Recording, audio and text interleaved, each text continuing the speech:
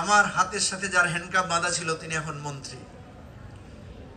আমরা ভাগাভাগি করে এক টেবিলে কিছুক্ষণ পর পর জেলখানার কোর্টের হাজতে যারা বসেছিলাম, উঠে বস করেছিলাম, তাদের অনেকেই আজকে সরকারে আছেন। আমরা এক একজন এক এক দিকে ছড়িয়ে পড়েছি, এক একজন এক এক কাজে ব্যস্ত হয়ে পড়েছি।